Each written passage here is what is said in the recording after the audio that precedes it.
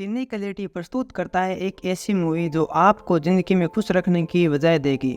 आज हम एक्सप्लेन करने वाले हैं 2011 में आई मूवी फोस्टर, जिसकी IMDb पे रेटिंग 6.8 है। कहानी की शुरुआत में एलिक और यूवी मॉरिसन नाम के एक कपल को दिखाते हैं जो एक हॉस्पिटल में बहुत उदास बैठे होते हैं। वो पिछले कई साल से चाह रहे थे कि उनके घर में कोई बच्चा पैदा हो, लेकिन उनकी ये ख्वाहिश पूरी नहीं हो पा रही थी। जब उन दोनों की रिपोर्ट नॉर्मल आती है तो डॉक्टर को भी समझ में नहीं आता कि प्रॉब्लम क्या है। वो कहता है कि जूवी किसी सदमे के कारण गर्भधारण नहीं कर पा रही है, इसलिए वो उसे स्ट्रेस छोड़कर खुश रहने की सलाह देता है। लेकिन खुशी तो उनकी जिंदगी से जैसे रूठ सी गई थी। रात को जूवी एलिक्स से कहती है कि क्यों ना वो कोई बच्चा गोद ले ले। वो उसे एक अनाथ आश्रम का कार्ड भी दिखाती है जिसे हॉस्पिटल में कोई उसके पास रख गया था, लेकिन एलिक इसके लिए तैयार नहीं था क्योंकि उसे लगता था कि कहीं दूसरे के बच्चे को वो उतना प्यार न दे पाए। लेकिन जूवी की खुशी के लिए अगले दिन वो उसे आश्रम में लेके पहुंच जाता है। एप्लीकेशन भरने के बाद वो आश्रम की इंचार्ज मिसेज लेंग से मिलते हैं। वो उनसे पूछते हैं कि क्या उनका कोई और भी बच्चा है। ये सवाल सुनकर वो दोनों इमोशनल हो जाते हैं। फिर जूवी बताती है कि एक एक्सीडेंट के बाद वो गर्भधारण नहीं कर पा रही है। ये कहते हुए उसकी आंखें नम होने लगती है। इससे मिसेज लंग्स उससे ज्यादा नहीं पूछती कि वो किस एक्सीडेंट के बारे में बात कर रही थी। अब वो उन्हें अपने आश्रम में घुमाने लगती है तो जूवी की नजर एक छोटे से बच्चे पे पड़ती है जो कि बाकी सारे बच्चों से अलग दिख रहा था। उसने किसी सेल्समैन के जैसा सूट पहना था और सर पर एक गोल हेट लगा रखी थी। जूवी को देख के वो मुस्कुराने लगता है जैसे कि वो उसे पहले से जानता हो। मिसेज लंग्स अब उनसे कहती है कि आश्रम के सारे बच्चे बहुत स्पेशल है और वो उन्हें स्पेशल घरों में ही बेचते हैं, इसलिए वो कहती है कि गोद लेने की प्रोसेस में थोड़ा ज्यादा वक्त लग सकता है। इसके बाद जब वो वापस घर आने लगते हैं तो वही बच्चा खिड़की से देखकर जूवी की तरफ मुस्कुराने लगता है और उसकी तरफ अपना हाथ हिलाता है, तो जूवी भी अपना हाथ हिलाकर उसकी तरफ स्माइल करती है। फिर वो दोनों अपने अपने काम पे चले जाते हैं। एलिक खिलौने बनाने वाली फैक्ट्री का मालिक था, लेकिन पिछले कुछ सालों में उसके खिलौने की डिमांड कम हो गई थी, जिसकी वजह से वह बैंक से लोन लेकर जैसे तैसे अपनी फैक्ट्री को चला रहा था और बड़ी मुश्किलों से अपने वर्करों को सैलरी दे पा रहा था। जूवी भी अपना एक बुक स्टोर चलाती है और उसने खुद भी बच्चों के लिए कुछ किताबें लिखी होती हैं, लेकिन पिछले कुछ साल से उसने भी लिखना छोड़ रखा था। आज वो जल्द ही स्टोर बंद करके घर पे आ जाती है। थोड़ी देर बाद उसके दरवाजे पे नॉक होती है। जब वो दरवाजा खोलती है तो हैरान रह जाती है क्योंकि यह वही लड़का था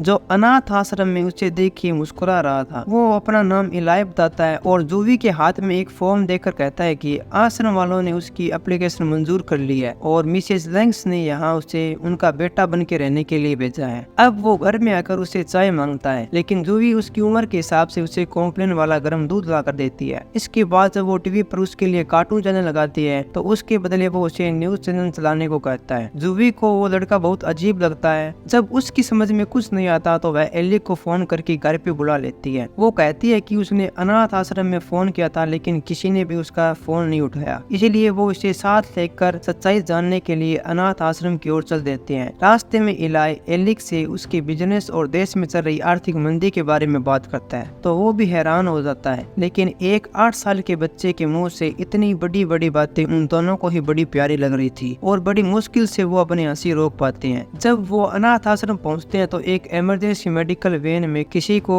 ले जाया जा रहा होता है और उन्हें पता चलता है कि मिसेज लंग्स अचानक बीमार पड़ गई है। अब अनाथ आश्रम की अकाउंटेंट जेन वो फॉर्म देखती है तो उसे वो कंप्लीट लगता है। वो उसे इनसे लेकर रख लेती है और कहती है कि मिसेज लैंग के ठीक होने के बाद वो उनसे बात करेगी, तब तक वो चाहे तो इलाई को अपने साथ रख सकती है। जूवी ये बात सुनकर खुश हो जाती है और एलिक के साथ मिलकर इलाई को अपने साथ ले जाने लगती है, लेकिन जूवी के इस फैसले से वह ज्यादा खुश नहीं था। रास्ते में जब वे दोनों कोई बात नहीं कर रहे थे तो उनके बीच की खामोशी तोड़ने के लिए इलाई कार में बज रहे गाने के साथ साथ खुद भी गाने लगता है और उन दोनों को भी अपने साथ गाने के लिए कहता है। ये देखकर जूवी अपने आप को रोक नहीं पाती और एलिक को भी उसके साथ गाना पड़ता है क्योंकि आज कई साल बाद वो इतनी खुश दिख रही थी। रात को जूवी जब इलाई का बैग खोलकर है तो उसका सूट और टाई बहुत अच्छे तरीके से रखी होती हैं। तो वो बाथरूम से बाहर आकर समझाने लगता है कि कौन सा टूथपेस्ट दांतों के लिए अच्छा रहता है। जूवी ये सब सुनकर बहुत खुश होती है और वो हंसते हुए एलिक को बताने लगती है। जब वो उसे बताती है तो उसे पता चल जाता है कि एलिक इलाई को अपने बेटे के रूप में स्वीकार नहीं कर पा रहा है और फिर वो भी उदास होकर बाहर बैठ जाती है। जब इलाई उसे इतनी गहरी उदासी में देखता है तो वो किताबों की अलमारी से एक मोटी सी किताब बाहर निकाल कर लाता है और उसे इसे पढ़ के सुनाने के लिए कहता है। जूवी इस किताब को तो नहीं लेकिन एक बच्चों की किताब को पढ़ के सुनाने लगती है। किताब सुनते हुए वो उसे आज रात अपने पास सोने के लिए कहता है तो वो फर्श पर उसके साथ ही सो जाती है। सुबह जब वो उठती है तो इलाई उसे ही टकटकी लगाकर देख रहा होता है। वो बताता है कि एलिक आज जल्दी ही काम पे चला गया, लेकिन वो असल में लोन लेने के लिए बैंक में गया होता है क्योंकि उसने पिछले 2 महीनों से अपने वर्करों को सैलरी नहीं दी थी। लेकिन एलिक ने पहले ही काफी लोन ले रखा था तो बैंक उसे लोन देने से मना कर देती है। अब फैक्ट्री पहुंचकर वो अपने वर्करों को जैसे तैसे समझा तो देता है, लेकिन फैक्ट्री बंद होने का डर उसके चेहरे पे साफ दिखाई दे रहा था। सुबह से इलाई एक दरवाजे के बारे में पूछता है जो हमेशा बंद रहता है। वो उसे बताती है कि वो एक बेडरूम है लेकिन अब वो बंद है। फिर वो दोनों एक पार्क में घूमने जाते हैं तो वहाँ एक भिखारी जैसे दिखने वाला आदमी उनसे बात करने लगता है और अपना नाम पोर्ट्स बताता है। जूवी इलाई के साथ उसकी बातें सुनकर हंसने लगती है तो वो उसे कुछ छुट्टे पैसे मांग लेता है और उसकी तरफ देखते हुए एक तारीख बताता है जो होती है 15 मई 2007। ये सुनकर वो कहती है कि ये सब कुछ उसे कैसे पता चला। तो मिस्टर पोर्ट्स कहता है कि उसे सब पता है क्योंकि वो यही आसपास घूमता रहता है। इतना कहकर के वो चला जाता है और जूवी उसे हैरान होकर देखने लगती है। लेकिन 15 मई 2007 को क्या हुआ था वो राज अभी राज ही रह जाता है। फिर हमें फैक्ट्री का माहौल दिखाया जाता है। सैलरी न मिलने पर वहाँ के वर्कर काम छोड़कर जा रहे थे। सिर्फ टॉम नाम का एक पुराना वर्कर ही उसके कहने पे रुकता है। फिर एलिक ने जूवी को भी फोन करके बुला लिया था और इलाई को वो साथ लेकर आ जाती है। यहाँ आने पे उसे पता चलता है कि एलिक ने उसे बिना बताए मकान गिरवी रख दिया था, तो वो उसकी एक भी नहीं सुनती और गुस्सा होकर घर चली जाती है। घर पर वो इलाई से स्कूल जाने के बारे में बात करती है, लेकिन वो उससे उसकी और एलिक की शादीशुदा जिंदगी के बारे में बात करना चाहता था जो कि कुछ ठीक ठाक नहीं चल रही थी। जूवी उसके ऐसे सवालों को सुनकर पहले तो हंसती है, फिर वो उसे बताती है कि वो दोनों हाई स्कूल से एक दूसरे को प्यार करती है, लेकिन पिछले कुछ सालों में उन्हें याद ही नहीं है कि उन दोनों ने अच्छा वक्त कब बिताया था। अगली सुबह जूवी इलाई को स्कूल छोड़ आती है, लेकिन लंच टाइम में वो एक टैक्सी बुक करके एलिक की फैक्ट्री पहुंच जाता है। उसे देखकर एलिक उस पर गुस्सा करता है और उसे वापस स्कूल छोड़ने के लिए जाने लगता है। जब वो उसे डैड कहकर बुलाता है तो वो उसे गुस्से के साथ डैड कहकर बुलाने की बजाय एलिक कहकर बुलाने को कहता है। लेकिन जब वो जाती है तो इलाई उसके बनाए खिलौनों की तारीफ करने लगता है तो उसका लहजा थोड़ा नरम पड़ने लगता है। फिर वो इलाई को अपने खिलौने दिखाता है क्योंकि मार्केट में तो उसके खिलौनों की कोई कदर नहीं थी। इसके बाद जब वो घर पहुंचते हैं तो दोनों को जूवी के गुस्से का सामना करना पड़ता है। फिर दोबारा से बेल बजती है। जूवी जब दरवाजा खोलती है तो एक चाइनीज डिलीवरी बॉय खाना लेकर आ जाता है। फिर उन्हें पता चलता है कि ये खाना इलाई ने ऑर्डर किया था। इस वजह से उन दोनों के चेहरे पे मुस्कुराहट आ जाती है और अब एलिक भी उसे पसंद करने लगा है। और जब रात को सोने से पहले जूवी इलाई को देखती है तो उसे पता चलता है कि इलाई ने उस बंद पड़े कमरे से एक टेडी बियर निकाल लिया है, तो वो उसे तुरंत छीन लेती है और इलाई को डांटती हुई कहती है कि दोबारा उस रूम में कभी नहीं जाना। फिर रात को इलाई चुपके से घर से निकलकर पास के उसी गार्डन में पहुंच जाता है। बेंच पे सोए हुए मिस्टर पोर्ट्स को उठाकर वो उससे बात करने लगता है। पोर्ट्स उसकी नई फैमिली के बारे में पूछता है तो वो कहता है कि वो दोनों ही बहुत अच्छे हैं और उसका बहुत ख्याल रखते हैं, लेकिन उसे रोज रोज स्कूल जाना पसंद नहीं है। पोर्ट्स कहता है कि उसे थोड़ा सब्र तो रखना पड़ेगा क्योंकि हर नए काम में थोड़ा वक्त तो लगता ही है। फिर अगले दिन दिखाया जाता है कि एलिक अपने ऑफिस में बैठा होता है और उससे मिलने जॉन बर्नस नाम का एक बिजनेसमैन आता है जो उससे उसकी फैक्ट्री के बनाए गए खिलौने खरीदता था। फिर वो एलिक को कहता है कि अब वो उसका माल नहीं खरीद सकता क्योंकि अब मार्केट में और भी नए नए टाइप के खिलौने आ गए हैं और उसकी पुराने टाइप के खिलौने कोई नहीं खरीदता है। वो उसे 2 ऑफर देता है, एक तो ये कि वो अपनी फैक्ट्री को बेच दे, दूसरा ये कि वो कोई नया आइडिया लेकर उसके पास आए। इतना कहने के बाद वो उठकर वहाँ से चले जाते हैं। इस बात से एलिक बहुत परेशान होता है क्योंकि उसने काफी पैसे लगाकर फैक्ट्री में खिलौनों का बड़ा स्टॉक जमा कर रखा था। अगर अब उसके खिलौने कोई खरीदेगा ही नहीं तो वो पूरी तरह कंगाल हो जाएगा। फिर वो अपने पिता की कब्र पर जाके उनसे माफी मांगता है कि जिस फैक्ट्री को उन्होंने पिछले 50 साल में अपने दम पे बनाया था उसने कुछ ही सालों में उसे बर्बाद कर दिया। उसकी सारी बातें मिस्टर पोर्ट्स उसके पीछे खड़ा होकर सुन रहा था और उसे कब्र पे खिले हुए गुलाब दिखाकर वहाँ से चला जाता है। लेकिन एलिक समझ गया कि वो उसे क्या समझाना चाह रहा था। फिर वो हार मानने की बजाय फिर से इस मुसीबत से बाहर निकलने के बारे में सोचने लगता है और अब वो इलाई को भी अपने साथ फैक्ट्री में आने से मना नहीं करता। एक दिन इलाई उसके ऑफिस में लगे पोस्टर के बारे में पूछता है। एलिक ने बताया कि ये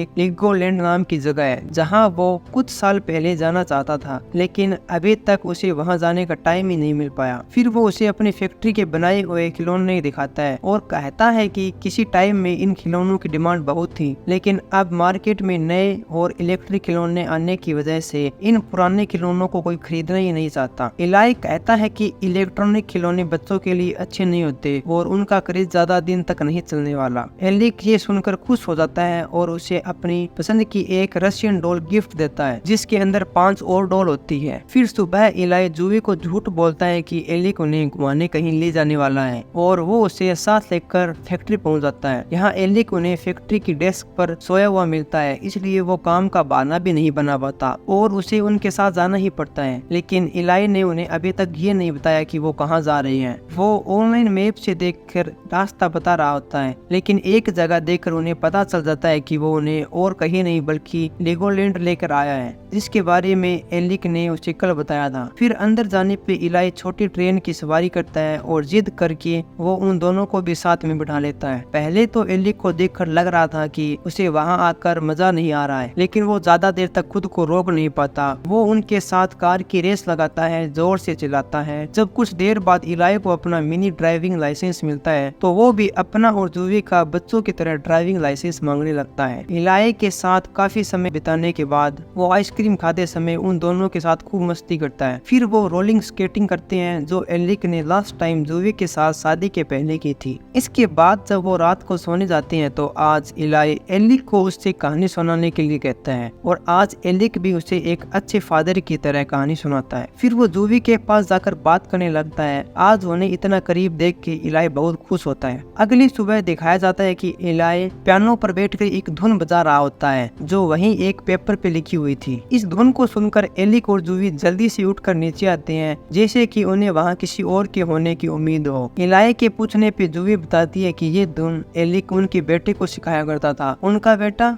इलाई हैरान होकर उसकी तरफ देखने लगता है तो वो आज उसे सब कुछ बताने का डिसाइड कर लेती हैं। फिर अगले सीन में जूवी एक फोटो एल्बम खोलकर इलाई को अपने बेटे सैमुअल की फोटो दिखाती है और कहती है कि आज वो उसके जितना ही बड़ा होता। अपने आंसुओं को छिपाने की कोशिश करते हुए वो अपने बेटे सैमुअल की पहली फुटबॉल मैच और उसकी फेवरेट आइसक्रीम के बारे में बताती है। वो कहती है कि वो उसका प्यारा बेटा था, उसकी पूरी दुनिया उसमें बसती थी। ये बोलते हुए वो रोने लगती है। फिर दिखाते हैं कि वो उसे उस रूम में ले जाती है जिसे वो हमेशा बंद रखती थी। ये सैमुअल का बेडरूम था जिसे उन्होंने आज तक वैसे का वैसा ही रखा था। इलाई धीरे से उससे पूछता है कि आखिर हुआ क्या था, तो जूवी नीचे देख के बोलती है कि 2 साल पहले जब वो उसके साथ अपना फुटबॉल मैच खेल के वापस घर आ रहा था तो उसका एक कार के साथ एक्सीडेंट हो गया था, जिसके बाद उसकी जिंदगी बिल्कुल भी पहले जैसी नहीं रही। फिर अगले सीन में वो उसे अपने साथ सैमुअल की कब्र पे ले जाते हुए दिखाते हैं। एली के हाथ में वही टेडी बियर होता है जिसकी वजह से जूवी ने एक दिन इलाई को डांटा था। वो बताता है कि सैमुअल हर रात को उसे अपने पास लेकर सोता था और आज भी उसे लगता है कि वो उसी कमरे में है। ये बताते हुए एलिक रोने लगता है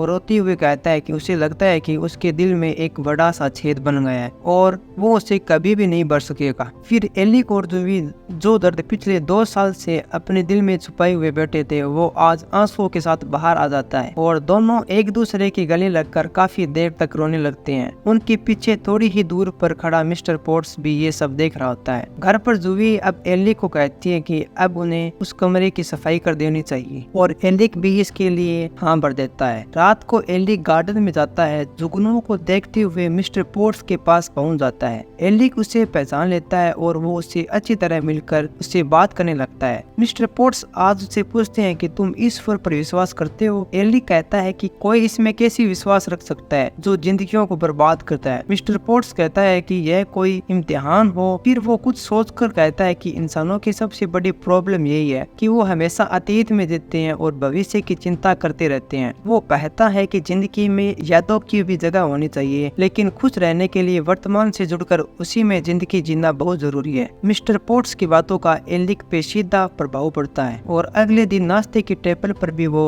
उसी का जिक्र करते हैं। इलाई अपनी रशियन डॉल को खोलते हुए कहता है कि मिस्टर पोर्ट्स एक मिस्ट्री बुक्स की तरह है जिसके अंदर क्या है किसी को कुछ पता नहीं। अचानक ये बात सुनकर एलिक की आंखें चमक जाती है और वो कहता है कि उसके दिमाग में एक नया आइडिया है। वो तुरंत ही इलाई को अपने साथ लेकर फैक्ट्री पहुंच जाता है और एक नया डिजाइन तैयार करने लग जाता है। डिजाइन बनाकर वो हर बार इलाई को दिखाता है, लेकिन इलाई उसके हर डिजाइन को फेल कर देता है। फिर भी एलिक लगातार कोशिश करता रहता है और आखिर में एक डिजाइन इलाई को बहुत पसंद आता है। उसके बाद एलिक उस डिजाइन से एक लकड़ी का बॉक्स तैयार करता है। अब वो इसमें फैक्ट्री के अपने 5 अलग अलग तरह के खिलौने पैक कर देता है। अब एलिक जॉन बर्न समेत खिलौनों की कंपनियों के बिजनेसमैन को फोन करके कहता है कि वो उन्हें अपना एक प्रोडक्ट दिखाना चाहता है। अब वक्त आता है प्रोडक्ट को दिखाने का, जिसमें इसका सबसे पुराना वर्कर टॉम भी इसका साथ देने के लिए आ जाता है। लेकिन एलिक अपनी जगह प्रोडक्ट को दिखाने के लिए इलाई को अंदर भेजता है और खुद बाहर खड़ा होकर सब देखता है। अब एक 7 साल के बच्चे को देखकर सारे बिजनेसमैन हंसने लगती हैं। उन्हें यह कोई मजाक लगता है, लेकिन इलाई उन्हें पूरे कॉन्फिडेंस के साथ बताता है कि वो एलिक की जगह यहाँ प्रोडक्ट दिखाने आया है। वो फिर बॉक्स के ऊपर से पर्दा उठाता है। बॉक्स के ऊपर एक क्वेश्चन मार्क के साथ मिस्ट्री बॉक्स लिखा होता है। उनमें से सबसे पहले जॉन बर्न उससे पूछता है कि इसके अंदर कौन सी खिलौने हैं। इलाई कहता है कि अगर उसने ये बता दिया कि इसके अंदर कौन से खिलौने हैं तो ये मिस्ट्री बॉक्स थोड़ी ना होगा। लेकिन एक दूसरा बिजनेसमैन इसका पॉइंट समझ आता है और कहता है कि लोग इसके अंदर के खिलौनों को जाने बिना ही इसे खरीदेंगे, क्योंकि मिस्ट्री सबको ही पसंद है। वो कहता है कि आधी से ज्यादा खुशी तो उन्हें खोलने पर ही मिल जाएगी। उसकी ये बात सुनकर एक जापानी बिजनेसमैन वहीं पर 20,000 बुक्स का ऑर्डर दे देता है और सभी एक एक करके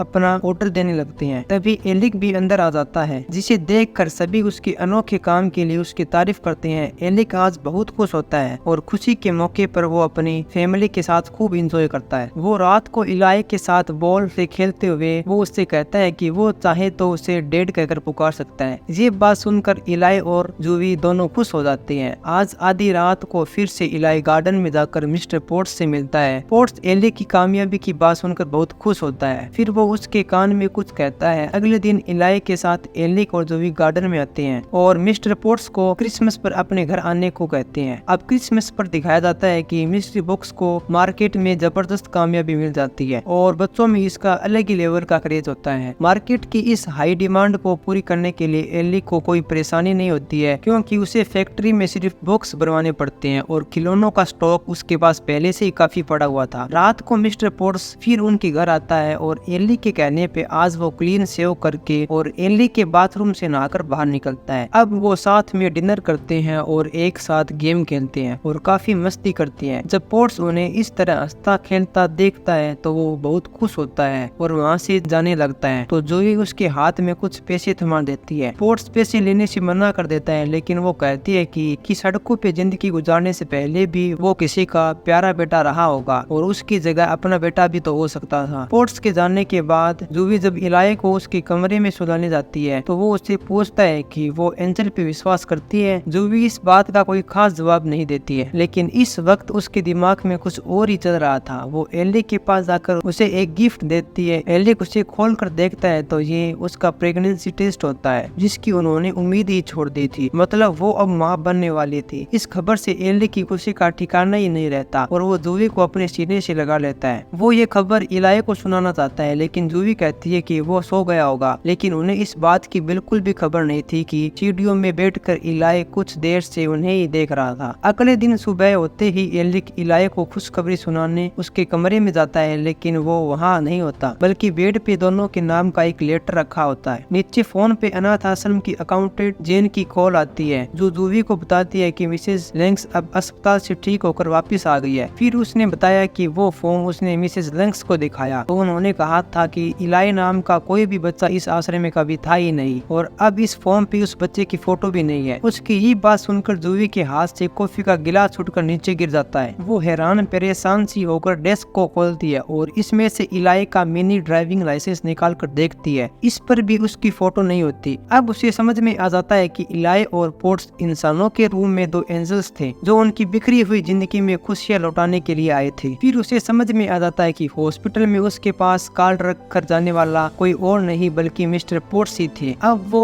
ऊपर जाकर इलाई का वो लेटर पढ़ती है, जिसमें उसने जूही के बेटे सैमुअल की पूरी यादों को भूलकर एक अच्छी यादों के साथ जिंदगी बिताने की बात कही थी। पढ़ते पढ़ते वो रोने लगती है और रोते रोते लेटर का बाकी हिस्सा पढ़ती है, जिसमें उसने अपने जानने का और अपने प्यार का भी जिक्र किया था। उसने भविष्यवाणी की थी कि उनके घर में एक बेटी पैदा होगी। मूवी के आखिर में दिखाया जाता है कि जूवी अपनी नन्ही सी बेटी के साथ बहुत खुश होती है और एक दिन जूवी को ऐसा महसूस होता है कि इलाई उनसे मिलने वापस आया हो, लेकिन उसकी नजर पड़ते ही वो मुस्कुराकर गायब हो जाता है। तो दोस्तों इसी के साथ मूवी एंड हो जाती है। मैं उम्मीद करता हूँ कि आपको वीडियो अच्छी लगी है, तो आप वीडियो को लाइक जरूर करिए, चैनल को सब्सक्राइब कीजिए, क्योंकि आपके एक सब्सक्राइब करने से हमें बहुत हौसला मिलता है। मिलते हैं नेक्स्ट वीडियो में, तब तक के लिए bye bye and take care.